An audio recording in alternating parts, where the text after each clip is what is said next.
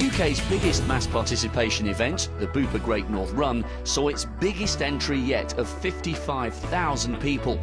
A host of British Olympic and Paralympic medalists were present to get the masses underway. There's Ellie Simmons, our Paralympic champion in the swimming pool, of course, and Kat Copeland, the rower, alongside, we're told.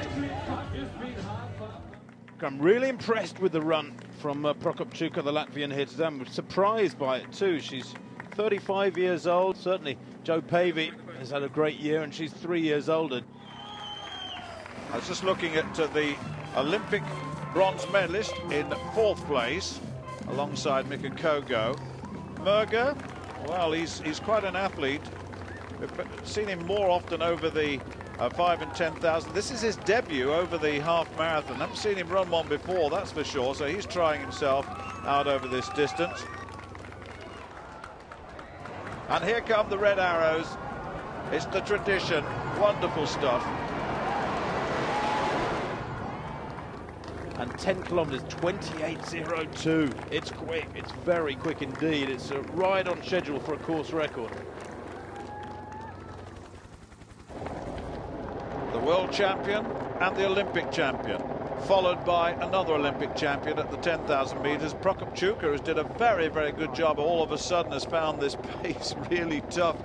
And now, of course, it's Africa once again in the lead. Kiplagat, the world champion.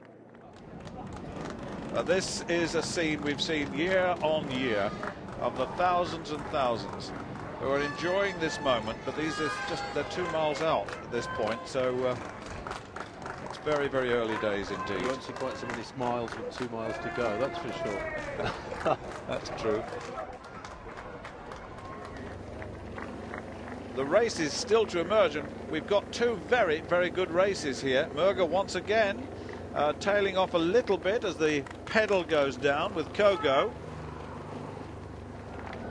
This is where the race will start to emerge. Now, will it be Edna Kiplagat? Will it be the world marathon champion? Will it be the Olympic champion, or will it be the woman on her debut in 3rd place, Tirunesh Dibaba, the Olympic 10,000 metre champion, the woman who's emerged in recent years to be top of her game, and she looks full of running to me, and quite frankly, we're the 12 miles, we've just got 1.1 mile to go, and this is where it'll start to open out, and this is where the 2 leaders at the moment will know that they have a woman behind who is capable of terrific finishing speed. But meanwhile, we have a big break now. Now, this is interesting because all of a sudden Merger has gone, and Kogo has put the pedal down, and Kipsang sitting there has looked so comfortable, and he's running this in an entirely different way to the way he ran the Olympic marathon. As they come to the last couple of 100 metres, Tirunesh Dibaba continues on her winning ways, fresh from that Olympic victory over 10,000 metres in London. Fabulous running from the top 3 athletes. Edna Kiplagat, the world marathon champion from 12 months ago, in 2nd place. The Olympic marathon champion, Tiki Galana, in 3rd place for Ethiopia. Will have to settle for a place on the rostrum today, but not the victory, because that goes to Tirunesh Dibaba. Here she comes. What a road debut it is. 67.32 unofficially there for Tirunesh Dibaba to defeat 2 of the greats, 2 of the all-time greats in the women's marathon at their own game on the roads, and that is some debut. Who's got the sprint finish? Now Kipsang, will he dig in? He looks as though he's going to make the attack, but it's maybe too late now. He's not making any progress at the moment. Is the gap narrowing? I don't think it is.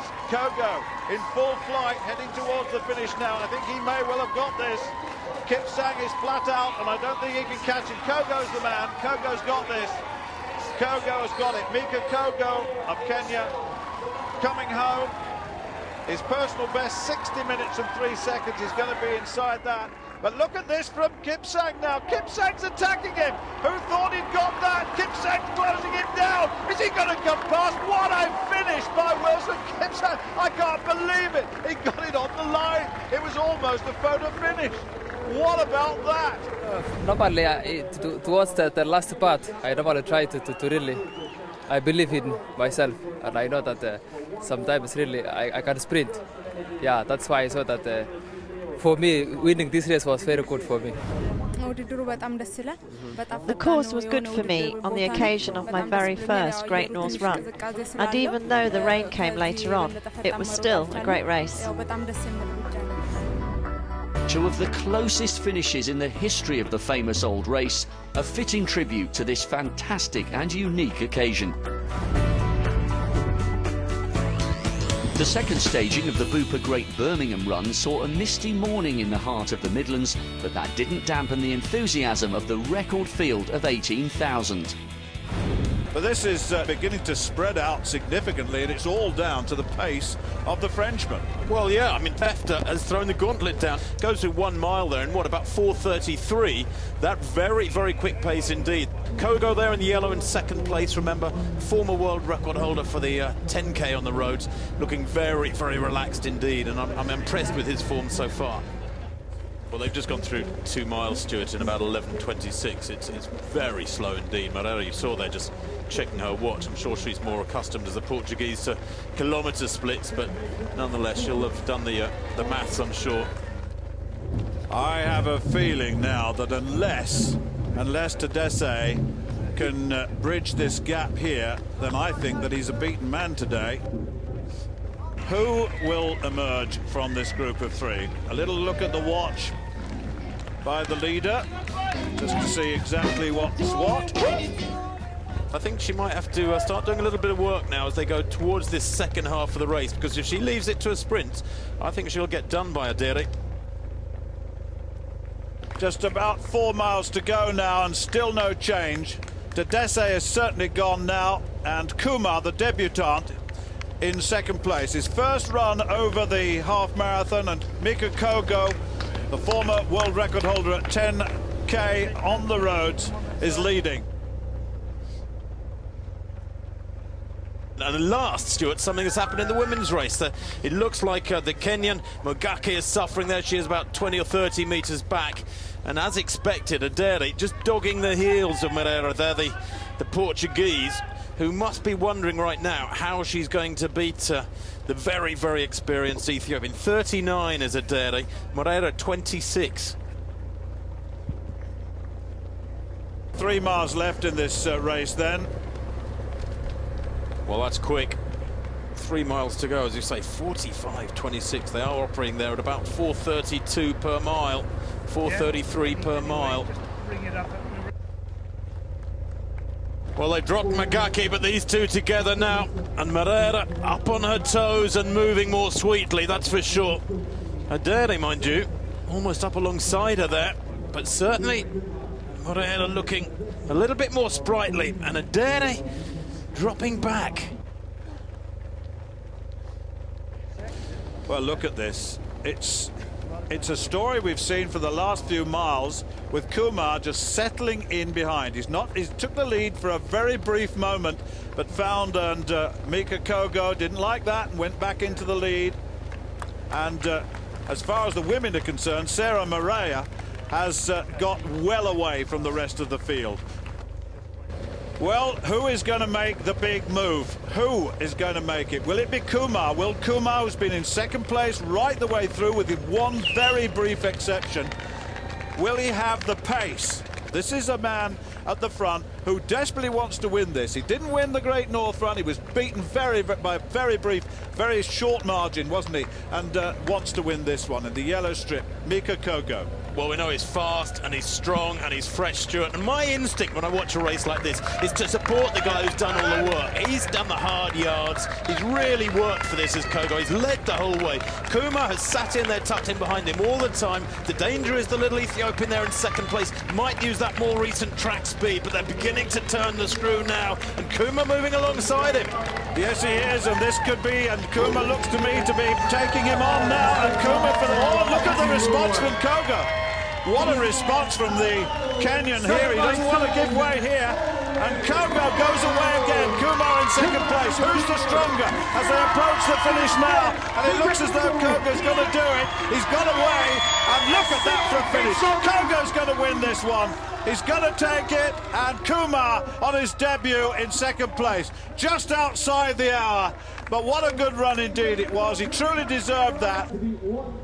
Just over 200 metres to run then for Sara Moreira of Portugal. She has time to wave to the crowds here, the huge crowds on Broad Street as she comes towards the finish line. Adere dropped back. She was beaten 2-3 miles back, and she's still not in sight. So this is a glorious run-in isolation for the Portuguese.